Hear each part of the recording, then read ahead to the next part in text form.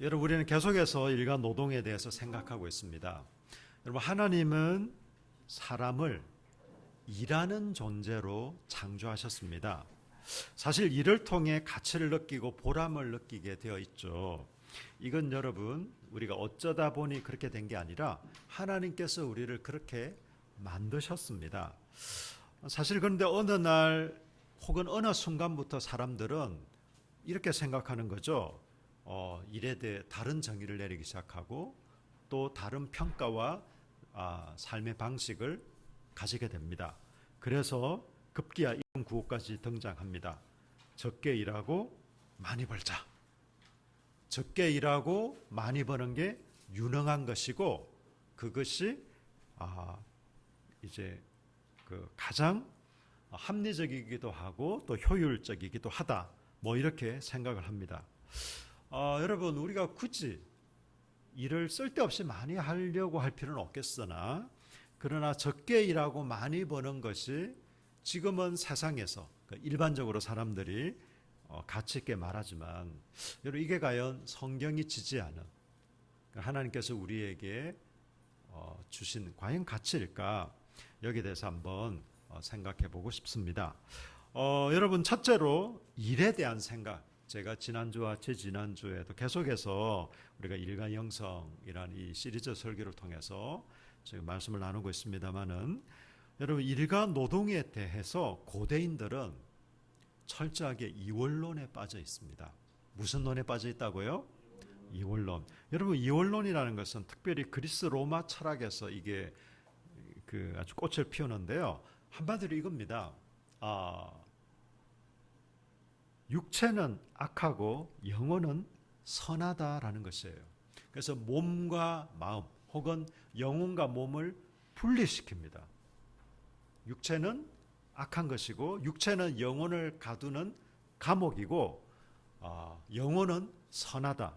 그래서 여러분 급기야 이 그리스 로마 철학에서부터 이제 이 철학의 기초에서 또 기독교를 잘못 이해해서 생겨난 이단이 영지주의라는 것입니다.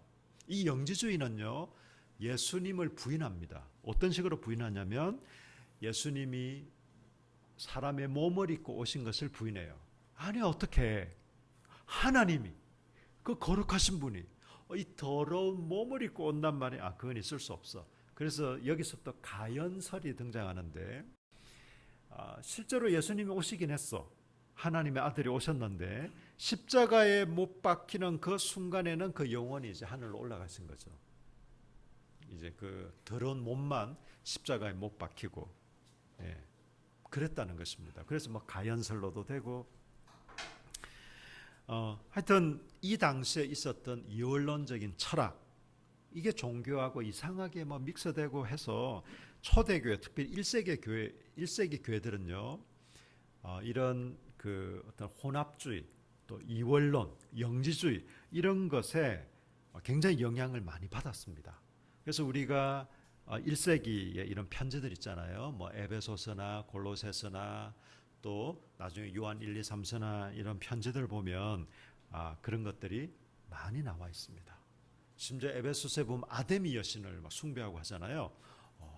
매년 5월마다 아데미 여신을 막 이렇게 숭배하는 축제가 열리기도 하고 여러분 지금도 여러분 전 세계적으로 이렇게 보시면 뭐 매년 이렇게 열리는 축제들이 있습니다. 어떤 종교적인 축제 말이죠. 그게 꼭 어떤 부활절이나 뭐 이런 게 아니라 어떤 그 토착 종교 그 나라가 가지고 있는 종교도 있고 또 기독교와 이상하게 그냥 짬뽕이 되어버린 뭐 예를 들면 필리핀 같은 나라에서는 거의 뭐 대부분이 한 95% 정도가 카톨릭이라고 하는데 이상한 여러분 카톨릭도 사실은 뭐 하나님을 믿긴 믿는데 약간 좀 다릅니다. 그래서 이게 약간 좀 애매한 게 있습니다. 제대로 믿나 뭐 좀 이런 부분도 있고 뭐 그래도 완전히 이단이다라고 하기는 좀 애매한 것도 있는데 이 필리핀 같은 어떤 나라들은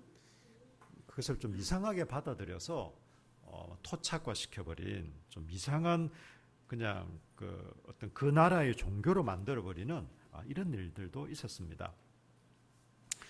여러분, 그러니 당연히 육체는 악하고 영혼은 선하다고 생각하니까 사람이 몸으로 하는 일들은 어떻게 되죠?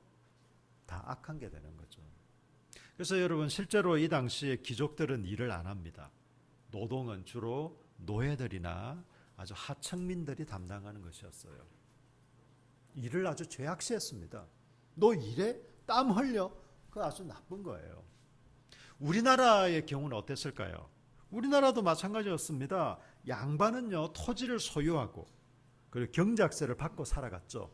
노동은 주로 노비들이, 그리고 땅이 없는 하층민들이 주로 담당을 했습니다. 선비라는 것은 일하면 안 돼요. 땀을 흘려서 일한다? 아니, 양반네가 땀을 흘려 일을 한다? 이상하게 본 거예요. 실제로 그렇습니까? 아닙니다, 여러분. 네. 반대로 여러분, 히브리적인 사고는 어떤 사고일까요? 히브리인들, 성경의 사고는요, 이원론이지 않습니다. 이론론입니다. 이론론. 몸과 마음이 따로 놀지 않습니다. 제가 누누이 말씀드렸죠. 몸 따로 마음 따로. 거짓말이라고.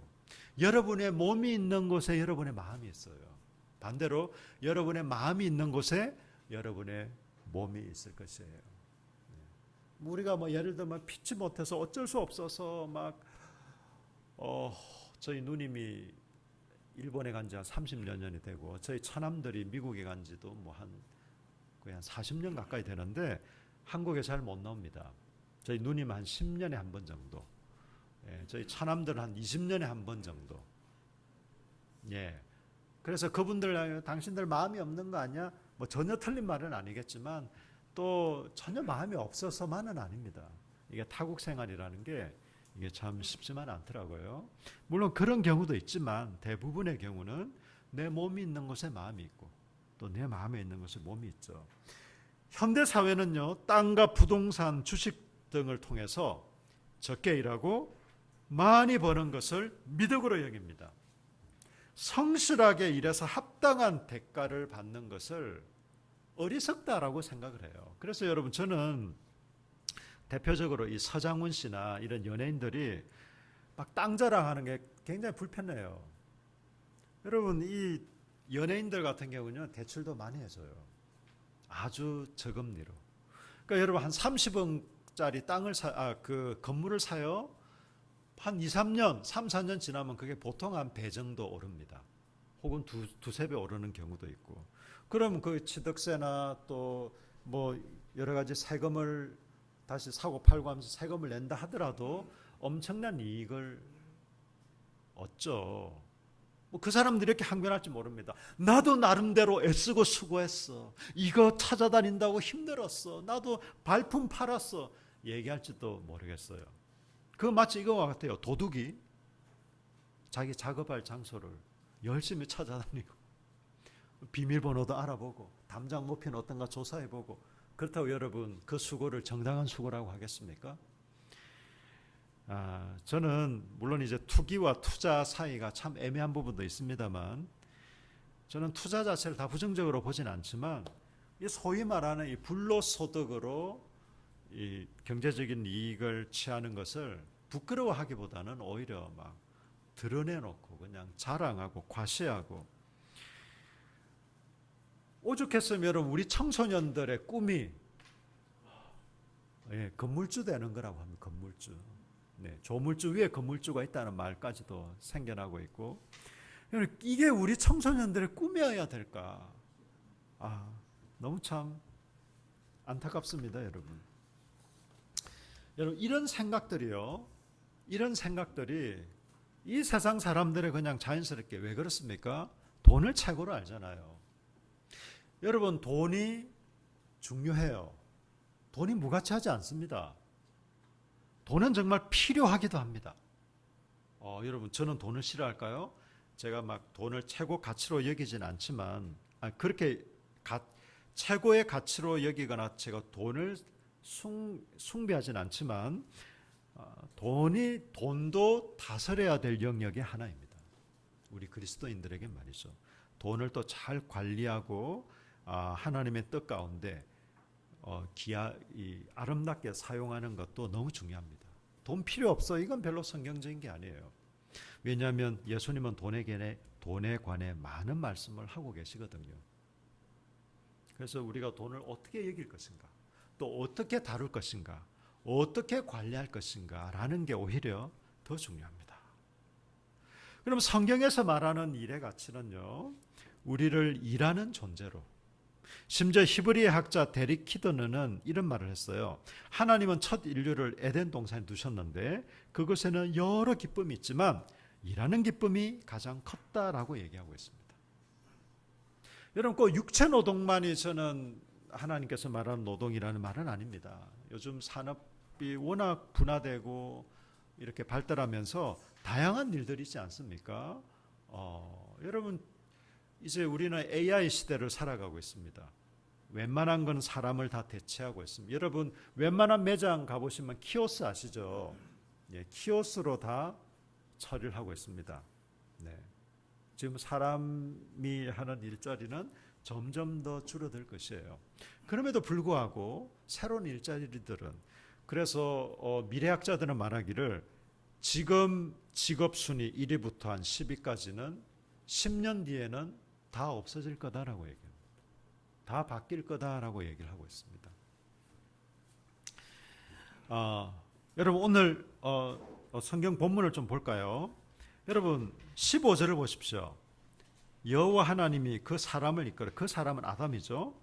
그 사람을 이끌어 에덴 동산에 두어 그것을 경작하며 지키게 하시고, 여러분, 경작한다면은 cultivate.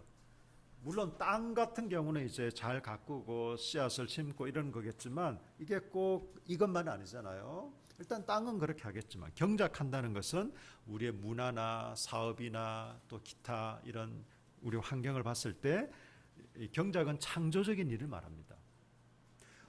여러분, 과학도 굉장히 창조적인 일이고 예술도 창조적인 일이고 우리가 어떤 일을 하든 굉장히 창조적인 일들이 많습니다.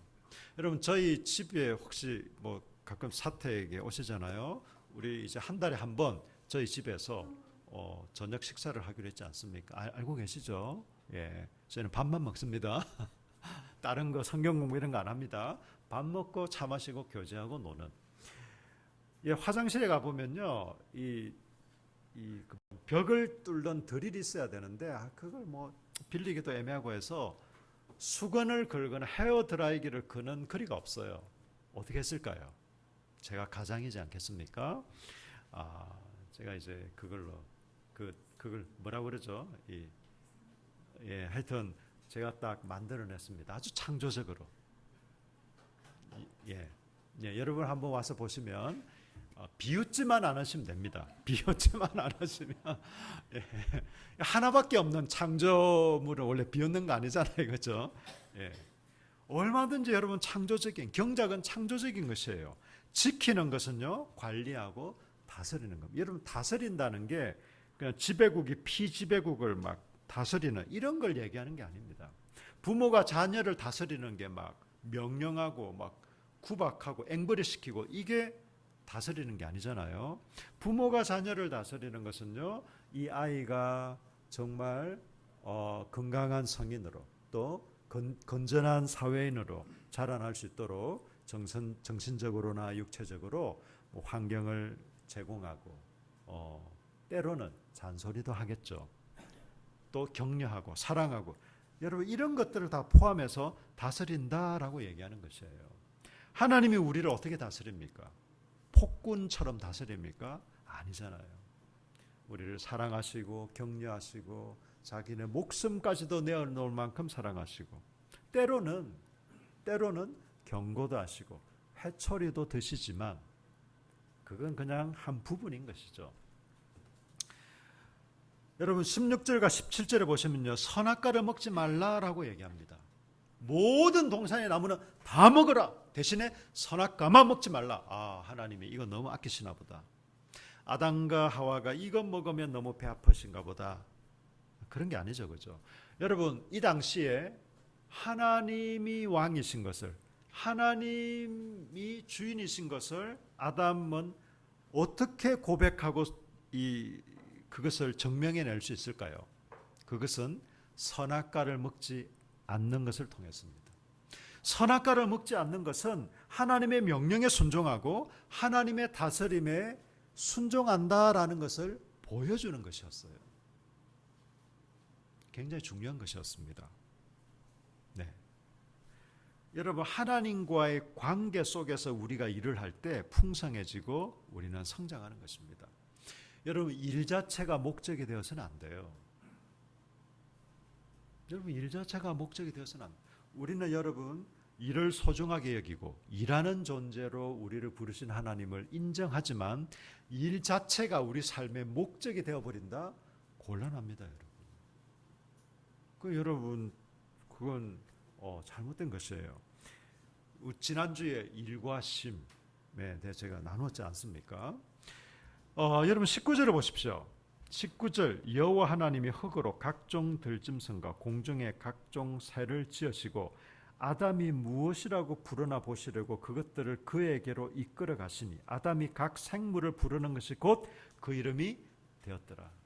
여러분, 이름이라는 것은요, 그 어떤 생물체나 아니면 사물이나 이름은 그 본질을 나타냅니다. 그렇지 않습니까? 여러분, 아담이 이름을 지었다라는 것은요, 정말 그 모든 본질을 파악하고 있다는 것이에요. 하나님이 하실 수 있습니다. 그런데 아담에게 시키세요. 하나님 귀찮아서 시킨 게 아니에요. 아담을 통해서 이 일을 하시려는 겁니다.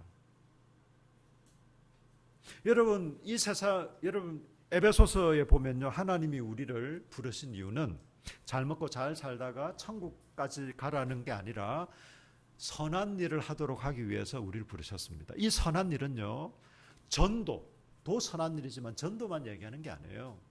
복음도 전하고 우리가 하는 죄짓지 않는 다른 사람을 도와주고 격려하고 세워주는, 또 기타 우리가 살아가는, 우리가 한 달에 한 번씩 하는 이 교회 주변 창조, 이것도 선한 일인 것이죠. 저희 교회가 하고 있는, 우리 교회가 하고 있는 입양 사역, 이것도 선한 것이에요. 보육원 친구들과 상담을 하는, 이것도 선한 일입니다. 붕어빵을 구워드리는 것도 선한 일입니다. 우리가 하는 친절한 행동, 여러분의 따뜻한 미소, 이것도 선한 일이에요. 이 선한 일들을 위해서 하나님께서 저와 여러분을 만드시고 부르셨어요. 하나님께서 다 하실 수 있습니다. 그러나 우리를 통해서 하시기를 원하십니다. 여러분 주기도문에 나와 있지 않습니까? 우리를 통해 하나님, 예수님께서 가르쳐 주신 기도, 하늘에서 이루어진 뜻이 땅에서도 이루어지도록 우리에게 기도하라고 얘기하십니다. 하나님의 뜻은 하나님이 충분히 이룰 수 있습니다. 사실 우리의 도움은 필요 없어요. 오히려 긁어치기만 합니다. 우리 고집, 아집, 그냥 자기식으로 하려고 하고 아주 선한 일을 하는 것 같으면서도 그 속에 자기 이익을 생각하는, 이게 뭐 남의 일이 아니라 저도 여기서부터 자유로울 수 없는, 우리 인간이라는 게 그런 존재예요. 이런 사람들과 파트너십을 맺고 있는 우리 하나님이 얼마나 답답하겠습니까? 그래서 여러분 주위의 사람들을 관찰해 보시면요, 목사님들도 그렇고 우리 일반 교우들도 그렇고, 그냥 복잡하고 귀찮아서 내가 하고 말지, 혼자 일하는 사람들이 있습니다. 저는 그 좋은 방식이라고는 생각하지 않아요. 그러나 충분히 저는 이해는 됩니다. 이번에 여러분 우리 리트릿은 거제도로 갑니다. 와우. 별로 반응이 없으시군요. 네, 거제도 토요일과 일요일 거제도 가서 우리가 주로 하는 일, 하나님이 주신 자연을 감상하면서 서로 사랑의 교제를 나누면서 그러면서 이제 맛있는 거 먹고 뭐 그러는 거죠. 우리 준비위원들, 우리 수명형제, 향언자매, 주원자매, 우리 준비위원장은 뭐 이렇게 수명형제겠죠. 이렇게 세웠습니다. 저는 좀 위임을 하는 스타일입니다. 뭐 예를 들면 숙소 같은 경우는 이미 좀 정해져 있겠죠. 그리고 뭐 기타 이제 좀 필요한 아주 최소한의 몇 가지만 얘기하겠지만, 뭐 그 안에 프로그램이나 또 시간이나 뭐 식당이나 이런 것도 그냥 다 알아서 예. 목사님 우리 한번 금식합시다. 그럼 어쩔 수 없습니다. 여러분 수명이 이제 갑자기 준비위원들이 기도하고 의논하다가 금식의 훈련이 필요합니다. 뭐 이러면 우리는 어쩔 수 없지만 네. 이 위임이라는 게요, 여러분 이게 사실 차라리 그냥 내가 하고 마는 게 더 속편합니다. 네. 근데 우리 하나님은 위임하시는 거예요. 우리에게 맡기십니다. 그래서 여러분 우리가 땀을 흘려서 혹은 우리가 일하고 하나님의 일에 참여하도록 우리를 부르신 것은 너무 감사한 거죠. 이 아담이 그 이름을 다 부르면 그 뭡니까 들짐승과 새의 이름을 일일이 다 지었던 것처럼 오늘 우리에게도 이름 짓는 일이 남아있다는 게 아니라 오늘 우리에게 이 세상에 여러 일들을 맡겨주셨습니다. 그래서 여러분 20절과 24절에 보면 아담에게 짝을 허락하시잖아요. 동물에게 번식은 본능입니다. 그러나 사람에게 번식은 의지적이고 선택적인 것이에요. 하나님은 우리가 땅에 충만하기를 생육하고 번성하기를 기뻐하십니다. 저를 그냥 애 낳는 도구로 하나님 나를 부르신다. 그게 아니에요, 여러분.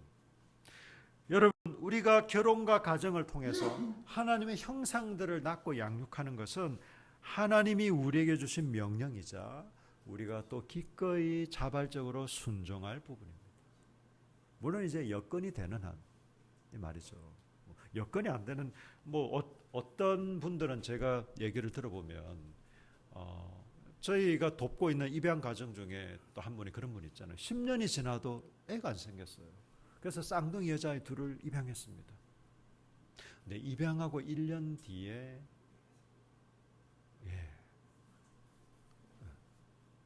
그 애가 생겨가지고 낳고 보니까 또 여자 쌍둥이 뭐 이런 경우도 있고. 네. 하여튼 여러분 저는 그냥 지금 저출산이 워낙 문제고 우리나라 인구가 문제니까 애를 낳자 아닙니다, 여러분.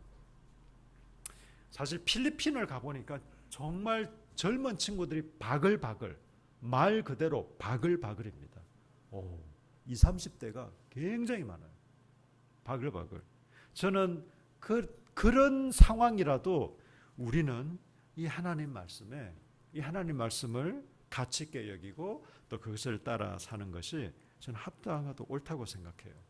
마지막으로 여러분, 그렇다면 이 모든 일이 하나님의 일인데 좀 몇 가지 사례를 들어서 말씀드리겠습니다. 2008년에 제임스 투펜키어라는 기업가가 미국에 있었어요. 자, 한번 띄워주시겠어요?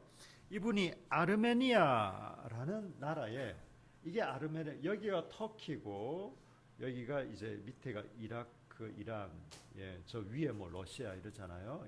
요 지역, 저도 가보지는 않았어요. 저도 가보지는 않았는데 아르메니아라는 여기 지역이 있습니다. 네. 이 지역에 가난하고 낭비가 정말 심한 판을 치는 이 현지의 실상들을 목격하고 이 사업가가 이제 생각을 하는 거예요. 여기 여러분 이 아르메니아 이 지역은요 과일이 굉장히 풍성하답니다. 과일이 아주 풍성한데 운송이나 보관 시설이 열악하다 보니까 딱 제철에만 과일이 딱 나는 거예요. 그것만을 먹을 수 있는 거예요. 그러니까 여러분 멀리 있는데 잘 보내지를 못하겠죠. 오래 간수를 못하니까 농부들의 수입은 저조하고 또 국민들은 비싸게 또 많이 먹을 수 없는 그런 상황이었어요. 그래서 이 제임스는 동업자 한 명과 과일 통조림 제조 회사를 만듭니다. 현지에서 말이죠. 이게 대박이 났어요. 이 품질, 과일이 워낙 맛있는 과일이 나니까 그걸 이제 좋은 품질로 이 통조림을 만드니까 국제적으로 인정을 받고 세계 여러 곳에 팔리고 당연히 그 아르메니아 농부들의 수입은 늘어가고 또 그 사람들의 삶의 질도 향상되죠. 뿐만 아니라 아르메니아 많은 국민들도 1년 내내 그 과일을 즐길 수 있으니까 얼마나 좋습니까? 더불어서 이 제임스의 사업도 번창해집니다. 두 번째 사례는요, 여러분 컬처 메이킹이라는 책이 있어요. 요거 이제 책인데요, 문화 창조자의 소명을 찾아서라는 이 기독교인 작가가 쓴 책인데요. 저는 이 책을 얘기하려는 게 아니라 이 그 컬처 메이킹을 쓴 앤디 크라우치라는 분의 아내가 물리학 교수였습니다. 캐서린이라는 분인데 이분이 이제 이런 삶을 사는 거예요. 그럼 물리학 교수로 사는 것은 어떻게 사는 것인가? 그냥 일단은 연구소에 가서 기도도 많이 하고 당연히 텐텐텐 우리 원리를 따라서 거기서 또 기도하고 큐티도 하고 뭐 그렇게 하셨겠죠. 하시는 게 좋겠죠. 이 여러분 학생들을 가르칠 때 학사 과정이나 연구실 문화를 아주 아름답고 풍요하게 만들기 위해서 좀 원래 연구실이라는 게 좀 신경도 많이 쓰고 좀 메마르고 딱딱하고 그렇잖아요. 그래서 클래식 음악을 틀어놓아요. 이 창작 활동 또 연구 활동할 때 자연스럽게 클래식 음악을 좀 틀어놓고, 그리고 여러분 이 산만하게 일하면서 찔끔찔끔 쉬기보다는 집중해서 연구하고 푹 쉴 수 있도록 이분이 먼저 그런 모범을 보입니다. 여러분 간혹 보면 그런 경우가 있어요. 저도 이제 일을 할 때 제가 가끔 일하는 거 아시죠? 저희 사장님이 정말 좋은 분이세요. 예수님을 너무 닮은 분인데 그분은 진심으로 정말 진심으로 저한테 쉬라고 합니다. 자기는 일하고 있으면서. 그럼 제가 쉴 수 있을까요? 힘듭니다, 여러분. 사장이 일하고 있습니다. 쉬어라. 쉽지 않습니다, 여러분.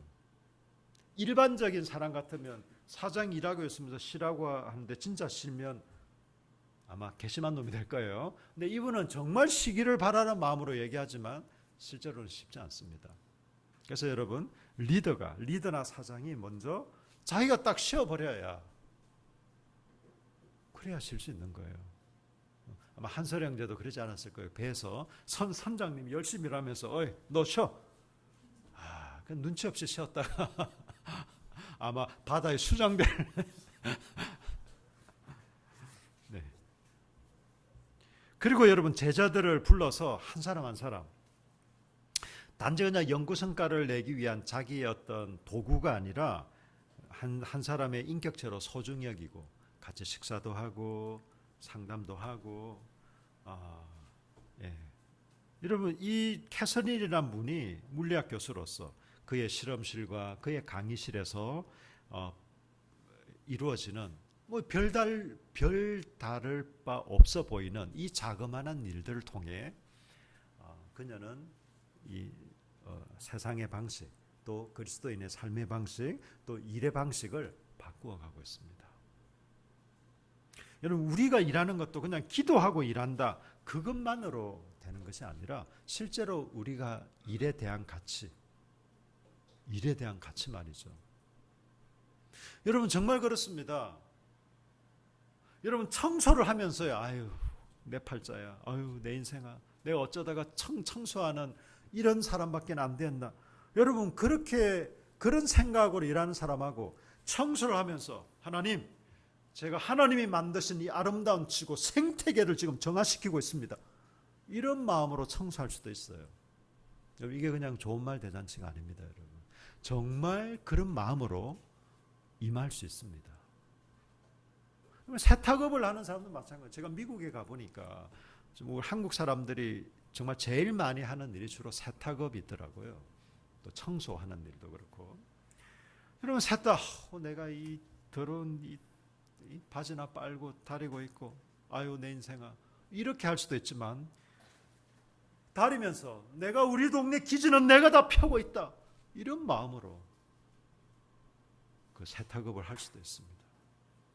어떤 마음, 어떤 생각으로, 어떤 가치를 부여하며 어떤 마음으로 하는가, 여러분 이게 바로 기독교가 또 성경이 우리에게 얘기하는 거 아닙니까? 여러분 마지막으로 가장 직접적인 사례는 예수님이겠죠. 여러분 예수님은 우리의 죄를 대신 받기 위해서 그리고 부활하심으로 우리를 구원하기 위해서 이 세상에 오셨지만 또 하나 우리에게 어떤 삶을 살 것인가라는 것을 보여주시기 위해 오시기도 했습니다. 예수님은요 33년 혹은 33년 반 정도의 인생을 이 땅에서 사셨는데, 사실 여러분 33년 동안 설교하고 복음 전하고 제자들 양육하고 이렇게 해도 부족한 시간 아닙니까? 그런데 여러분, 예수님은 30년 동안은 사역하고는 아무 상관없는 삶을 사셨어요. 3년 혹은 3년 반 동안 사역하셨습니다. 그럼 그동안 뭐 하셨을까요? 그동안 뭐 하셨을까요? 예수님의 여러분 형제 관계를 좀 소개해 드리겠습니다. 그 다음에요. 네. 마태복음 13장 55절과 56절에 보시면요. 이는 예수님을 얘기하는 거예요. 그 목수의 아들이 아니냐. 아버지가 목수였다는 거 아시겠죠? 그 어머니는 마리아, 그 형제들은 남자 형제들입니다. 야고보, 요한, 시몬, 유다. 몇 명? 4명입니다. 그 누이들은 다 우리와 함께 있지 아니하냐. 그 누이들이라고 보니까 최소 2명 이상. 뭐 정확하게는 누이들은 모르겠어요. 어쨌든 형제가 6명. 6명. 아버지는 좀 돌아가셨다고 하고 어머니, 어머니는 마리아. 아버지가 없는 걸 보니까 아마 돌아가신 것 같아요. 여러분 고대 사회일수록 신분제 사회는요, 자기 인생은 태어나면서 거의 결정되는 거 아시죠? 목수의 아들로 태어났으면 뭘 한다? 목수를 한다. 왕의 아들로 태어났으면 뭐 한다? 왕이 되거나 그냥 왕자의 삶을 살거나 아니면 죽거나. 그렇습니다, 여러분. 왕자로 태어나는 게 꼭 좋은 것만은 아닙니다. 어쨌든 여러분 그럼 보세요. 요셉과 마리아가 2년 터울로 자식을 낳았다 하더라도 최소 7명이잖아요. 예수님을 포함해서. 그러면 한 14년 정도. 예수님이 30세에 그 공생의 사역을 시작한 걸 보면 막내가 한 16살 전후가 되겠죠. 유대인의 어떤 성인은 14세라고 하잖아요. 그래서 대체로 학자들이 이렇게 얘기를 합니다. 예수님이 적어도 막내가 성인으로 자기 어떤 삶을 살아갈 때까지 가장으로서, 왜냐하면 아버지가 돌아가셨으니까 장남인 예수님의 가장 아닙니까? 가장의 삶을 사셨다라고 얘기합니다. 뭘 하면서요? 목수. 처음 아까 그 그림 한번. 제가 이제 뭐 구글을 좀 찾아보니까 이 당시에 지금 나사렛에서 찍은 사진이더라고요. 요 당시에는 뭐 지금과 같은 목수 도구는 없었겠죠. 뭐 목수가 뭐 이러지 않았을까? 뭐 그냥 하나의 그냥 재현, 뭐 가능성. 예수님은 목수의 삶을 사셨습니다. 가정을 건사하는 가장으로서 말이죠. 그리고 아닙니다. 요 사람이 이제 지금의 사람인데 그냥 하나의 재현을 한 거죠. 재현을. 예수님 치고는 좀 살이 좀 있습니다, 그죠? 여러분 그래서 우리가 가장의 책임을 다하는 거, 우리가 삶을 또 우리가 일을 소중히 여기는 거, 여러분 이 당시에 목수가 어떻게 사람들이 목수의 일을 뭐 전문직으로 이렇게 여겼을까요? 아닙니다, 여러분. 이 당시도 목수는 하층민들.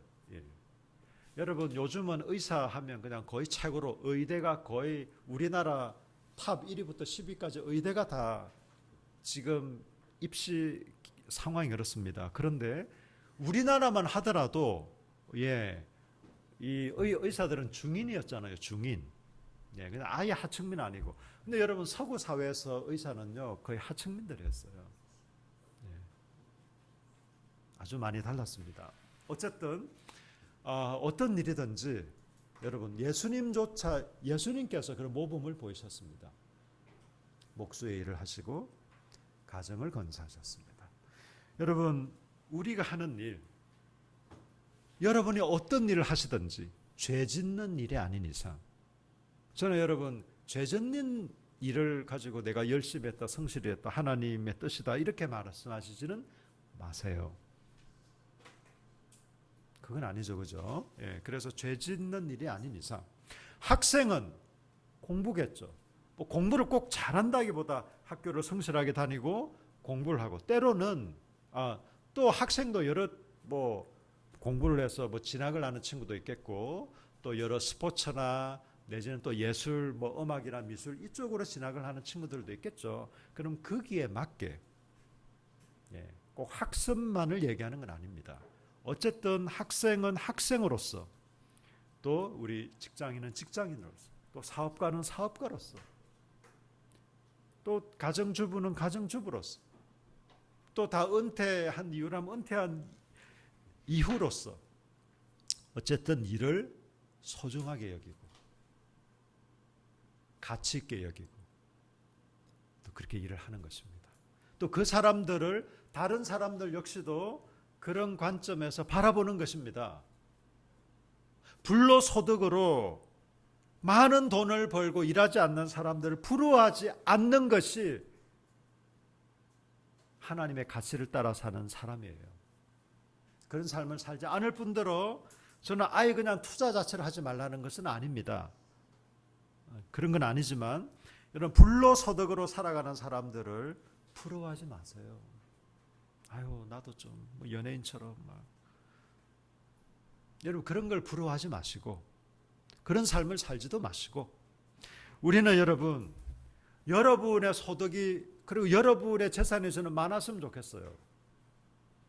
여러분이 100억 자산가 할지라도 일을 하시기 바랍니다. 생계를 위해서 알바를 하라는 말이 아니에요. 놀고 먹는 게 행복할 것 같습니까? 그럼 하나님이 우리를 그렇게 만드셨겠죠. 너는 놀고 먹어라. 놀고 먹으면서 여러분 행복감을 누리기는 어렵습니다. 힘듭니다, 여러분. 하나님이 우리를 그렇게 만들지 않으셨어요. 하나님께서 우리를 만드신 대로 그 창조하신 그 원리와 그 방식을 따라 살아가는 저와 여러분 되시길 예수님 이름으로 축복합니다. 아멘. 여러분, 우리 같이 한번 기도하실까요? 하나님은 우리에게 일을 주셨습니다. 일을 맡기셨습니다. 일을 가치 있게 여기고 또 어떤 방식으로든지 그 일에 동참함으로 또 하나님께 영광을 돌리고 하나님을 기뻐하는 우리가 될 수 있도록 우리 통성으로 한번 간절한 마음으로 진실된 마음으로 같이 한번 기도하겠습니다. 함께 기도합니다.